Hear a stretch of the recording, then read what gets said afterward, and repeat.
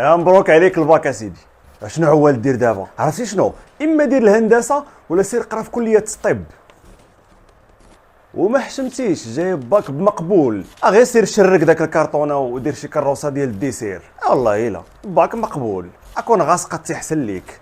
سلام. فاش كيخرجوا النتائج ديال البكالوريا كاين ثلاثه الانواع ديال التلاميذ. كاين التلاميذ اللي جابوا نقاط مزيانه، وهذا النوع كتكون عندهم الفرصه انهم يختاروا الشعبه والمدرسه او الجامعه ولا المعهد اللي يكملوا فيه قرايتهم. ومع الاسف كاين اللي كيجيب نقطه مزيانه وحيت كيكون عنده بزاف د الاختيارات كيدوخ كيتلف وكيتقولب، حيت كثره الاختيارات ماشي دائما مزيانه. وحنا اصلا عندنا مشكل ديال التوجيه. ولاحظ معايا الغالبيه ديال التلاميذ اللي جابوا نقط مزيانه في البكالوريا الاعوام اللي فاتوا فينا هما دابا الغالبيه ديالهم ما بقيناش كنسمعوا سميتهم نهائيا. 18 في الباك، 19 في الباك، ومن بعد ما كيبقاش داك التميز كيبان لان التوجيه ما كاينش. النوع الثاني ديال التلاميذ هما اللي ما نجحوش في الدوره العاديه ديال الامتحان، واما غادي يعاودوا راتراباج او غادي يعاودوا العام كامل. نتوما بغيت نقول لكم عسى ان تكرهوا شيئا وهو خير لكم. الا كنتي غدوز راتراباج وجد لي راسك وسير فرقع النقط وعوض داكشي اللي فات. اما الا كنتي غتعاود العام كامل هادشي كيعني انه ما كنتيش واجد 100% لداكشي اللي جاي. دونك تعطاتك الفرصه عاوتاني باش تخدم على راسك، باش تطور راسك اكثر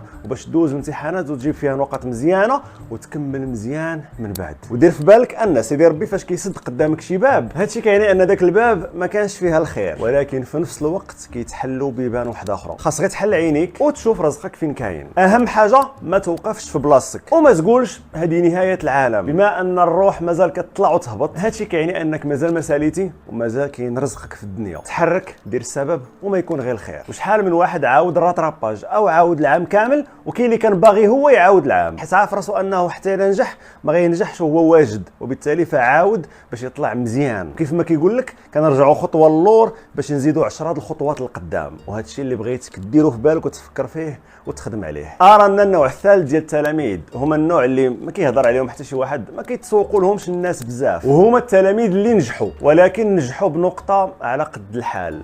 مقبول. هادو اللي بغيت نهضر معاهم في هذا الفيديو حيت كيحسوا براسهم ضايعين، جابوا الباك بنقطه مزيانه باش يمشيو لشي مدرسه ولا معهد ولا يديروا شي شعبه مزيانه، ما سقطوا باش يعاودوا العام وينجحوا على الصح. الا كنتي انت من هاد الناس المقبولين مرحبا بك عندي بزاف ما نقول لك. والا كنتي كتعرف شي واحد من هاد الكاتيجوري عيط ليه، طاقيه او بارطاجي عندك هاد الفيديو وبارطاجيه في الجروبات ديال القرايه. الهضره اللي غتقال في هاد الفيديو غيكون عندها تاثير كبير ومباشر على العقليه ديال الدراري والبنات اللي جابوا الباك مقبول. ما تنساش دير جادور الفيديو وكيف ما قلنا البارطاج لانه مسؤوليه وامانه. ونقولوا بسم الله.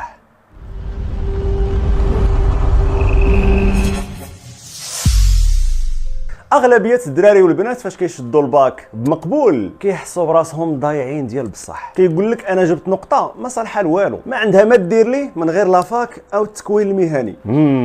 وفاش حطيت اخر فيديو هضرت فيه على التوجيه الدراسي والتوجيه من بعد الباك تواصلوا معايا بزاف ديال الناس، وتواصلت معايا واحد البنت اللي قالت لي انها جابت الباك ب11. والديها فرحانين بها ولكن هي ما فرحاناش وما عجبهاش الحال وما كرهتش انها تعاود العام كامل او على الاقل تدوز للاستدراكيه باش تجيب نقطه احسن من داكشي اللي جابت. هو الصراحه اكثر حاجه عجبتني سواء في لي ميساج اللي وصلوني او التعليقات على الفيديو هي ان الدراري والبنات هازين الهم، باغيين يقراو مزيان، باغيين يمشيو بعيد وما باغيينش ينجحوا بنقطه على قد الحال. الا جبتي الباك بمقبول ربما كيبان انه ما صالح لوالو، ولكن ثق بيا راه ممكن هذا الباك بمقبول يكون هو البدايه الحقيقيه ديالك. واحد صاحبي سميتو اسامه، هو اكبر مني بعام وسابقني بعام ديال القرايه، وهو واحد من الاذكياء اللي تلاقيتهم في حياتي. وهذا الذكاء ديالو كيبان في قرايته وكيبان حتى في التصرفات والسلوكات ديالو، وكل شيء كيشهد له بالذكاء. الاساتذه، صحابنا، كلنا الناس اللي كيعرفوه. هاد صاحبي فاش كنا كنقراو كان من الاوائل ديال الليسي، وكان كل شيء كيتوقع انه غادي يجيب النقطه الاولى في الليسي اللي كنا فيه او ربما في فاس كامله. منين دوز الباك وخرجوا لي ريزولطا لقى راسو جايب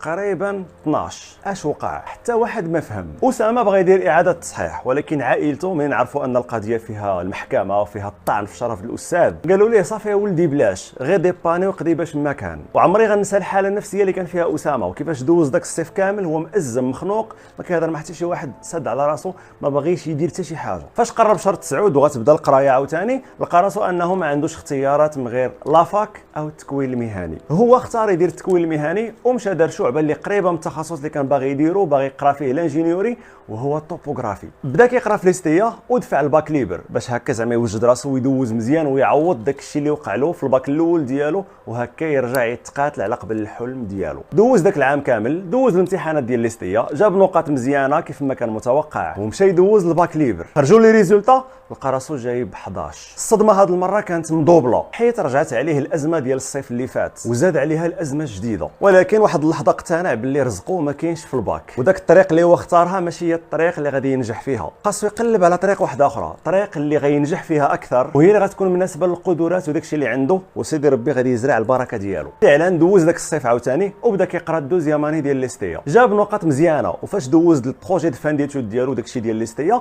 جاب النقطه الاولى على صعيد فاس كامله في ليستيات ديال فاس كلها، هو الاول. داك الساعه ما قالش صافي بارك عليا انا نقلب فين نخدم، قال لا انا باغي نزيد نكمل، وبدا كيقلب شنو غادي يدير بداك الدبلوم ديال ليستيا. والمشكل اللي كان خايف منه هو ان الدبلوم ديال ليستيا غير معترف به في الجامعات والمعاهد والمدارس. ولكن سبحان الله كيف ما قلنا ربي فاش كيسد باب كيحل بيبان واحد اخرين. ذاك العام لافاك ديال قنيطره فتحت ليسونس بروفيسيونيل في الدومين ديال الطوبوغرافي والجيني سيفيل، ودايره في الديسكريبتيف ديال ليسونس انه ممكن حتى الدراري ديال ليستيا يجيو حتى هما يدفعوا، ولكن بشرط انهم يكونوا جايبين نقاط واعره. اسامه كيف ما قلنا راه جايب النقطه الاولى في ليستيات ديال فاس، دونك ما كاينش مشكل. هذا علاش دفع الدوسيي ديالو وعيطوا له جا دوز لونتروتيان، عجبهم البروفيل ديالو ودخل كيقرا ليسونس بروفيسيونيل. سال العام وخذ الاجازه ديالو، خداها بمونسيون تري بيان، ولكن هو ما كانش باغي يوقف غير هنا، كان مازال باغي يزيد يكمل. المشكل اللي كاين عاوتاني هو ان الدومين ديالو قليل، واصلا هو عنده ليسونس بروفيسيونيل وجايبها من بعد الدبلوم ديال ليستيا، يعني ان اي ماستر او اي انجينيوري غادي يشوفوا السي في ديالو ما غاديش يقبلوه. واحد الليله كان جالس سهران في الدار كيقلب في الانترنت وكيشوف واش كاين شي امكانيه انه يخرج يقرا برا المغرب. فعلا لقى شي جامعات في المانيا كيقبلوا الليسونس بروفيسيونيل ديالو ويقدر يكمل تما ماستر سبيسياليزي. ولكن المشكل اللي عند اسامه هو انه ما كيفهم حتى كلمه واحده بالالمانيه.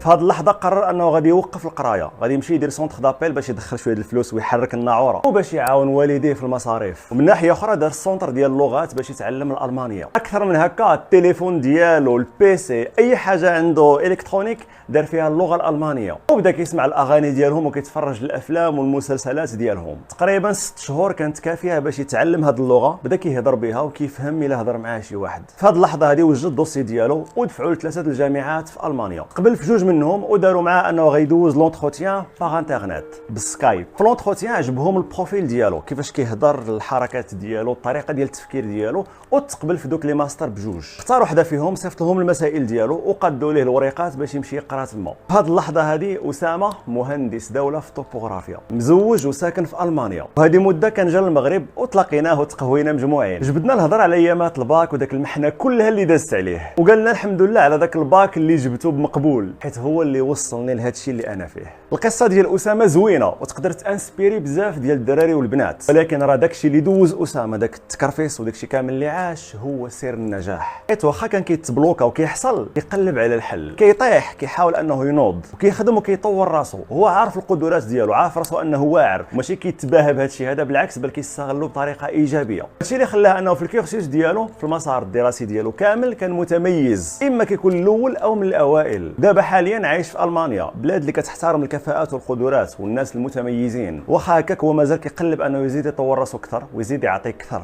وما عمرو قال صافي بارك عليا. الباك بمقبول ماشي هو نهايه العالم، بالعكس ممكن يكون هو البدايه.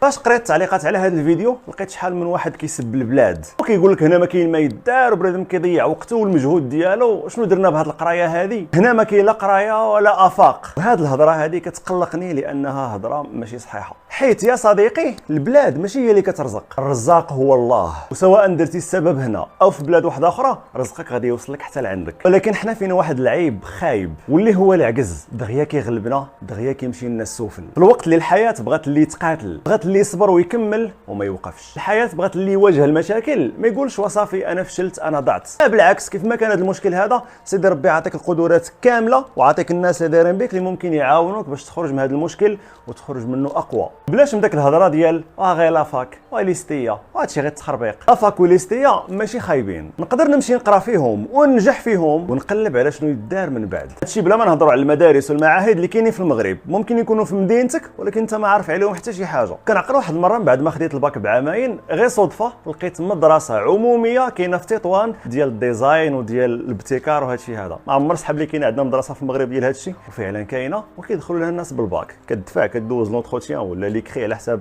كل عام شنو كيديروا، وكتدخل تقرا على راسك. ما كانش خباري هادشي، وكنظن حتى نتوما ما كايناش خباركم هاد القضيه هادي. دير في بالك انه كاين بزاف ديال المدارس والمعاهد وكاين شعب في الجامعات حنا ما عارفين عليها والو، حنا عارفين غير داك الشيء اللي كيهضروا عليه الناس واللي هو متوفر بزاف وكلشي كيناقشوا. فكاين استثناءات، وممكن يكونوا عندك انت ميول شي حوايج كتميزك، ما تحقرهاش ما تضيعهاش. قلب على المدرسه او المعهد او الشعبه اللي تطور فيها راسك والقدرات ديالك، وما كيهمش النقطه ديالك شحال، ممكن تدافع وتقاتل على قبل الحلم ديالك. عندك السمارت فون في يديك، في بلاصه ما تبقى طالع هابط في فيسبوك او كتسكرولي في انستغرام وتيك توك بلا فايده، دخل قلب فين تمشي، شنو غدير من بعد الباك. شوف في يوتيوب راه كاينين الناس كيهضروا على الافاق وكيهضروا على شي حوايج اللي ممكن تكون انت ما عارفهمش، هذاك هو التخصص ديالهم. كيقلبوا كيشوفوا حتى الشعب وحتى المسائل اللي كاينه برا البلاد. راه كاين بزاف ديال الفرص مع الاسف ما كنكونوش عارفينهم حتى كيفوت الفوت، خاصك تعرفهم دابا. قلب دابا. كاينين بنات ودراري عايشين برا المغرب كيقلبوا كيشوفوا الفرص اللي ممكن ان الطلبه والتلاميذ ديال المغرب يمشيو ليها لتما ويقراو. وكاين حتى المنح، كاين منح كامله او منح جزئيه. دخل قلب ما تعكش. كاينين فرص انك تكمل قرايتك برا او في المغرب ولو تكون جايب 10.00، حيت حاليا العالم ما كيهتمش بالنقطه بدرجه اولى. كاين حتى السكيلز، كاين الامكانيات، كاين القدرات، كاين دوك الحوايج اللي كديرهم زايدين على القرايه. هذوك الحوايج ممكن هما يديروا الفرق، ممكن هما يعطيوك الفرصه تكمل قرايتك في الشعبه في الدومين اللي انت باغيه. اللي مهم هو انك تتحرك دير السبب، ما تستاهنش بهذا الشيء هذا، راه حياتك هذه. وفاش غتقلب غتاخذ رزقك كما هو، رزقك اللي ما غياخذو حتى واحد، سواء كان هذا الرزق في المغرب او برا المغرب. وما تسناش انك تبقى جالس ما كدير والو، كدير حتى مجهود وباغي ان حياتك تقاد وتولي زوينه. الحياه الا بغيتيها تعطيك خاصك انت بعدا تعطيها. الا بغات تهرسك او طيحاتك وانت قدرتي توقف في هذه اللحظه هذه غتعطيك اكثر من داكشي اللي كنتي كتسنى، لكن حيت انت كتستحق، حيت انت كدير مجهود، حيت كتقاتل. واحد مساله مهمه بزاف ما فيها بس انك تمشي دقه دقه. مزيان يكون عندك حلم كبير، مزيان تبغي تكون مفتح ومبرع في الدنيا، لكن هذا الحلم هذا غادي نحطوه هنا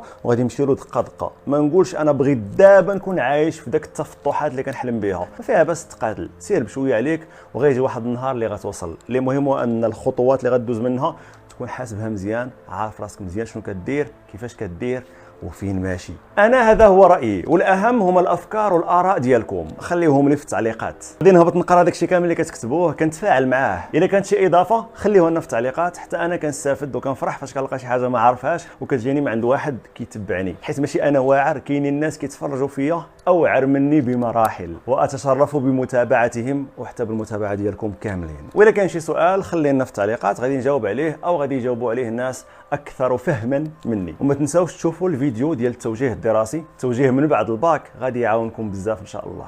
الفيديو هو بين يديك، خليه يوصل لاكبر عدد ديال الناس، ودير في بالك ان اي تفاعل منك غادي يعاونني باش نكمل وباش نعطي اكثر، وغيخلي هذا المحتوى يوصل للناس واحد اخرين. بغينا اي واحد عنده شي مشكل نعاونوه يلقى الحل، بغينا نعاونوا بعضياتنا نعيشوا بخير، نرتاحوا في الدنيا شي شويه. بما اننا قادرين نديروا هذا الشيء هذا غادي نكملوا وغادي نتقاتلوا على قبله. انا كنخدم فيديوهات، نتوما اللي عليكم هو التفاعل وتوصلوا هذه الفيديوهات للناس المعنيين بالامر. الله ينفعنا وينفع بنا. شكرا، تحياتي ونهاركم مبروك. الباك بمقبول ماشي هو نهاية العالم، بالعكس يقدر يكون هو البداية الكبيرة ديال مشروع حياتك. دير مجهودك، تحرك وقلب على راسك، غتلقى رزقك كيتسناك ان شاء الله.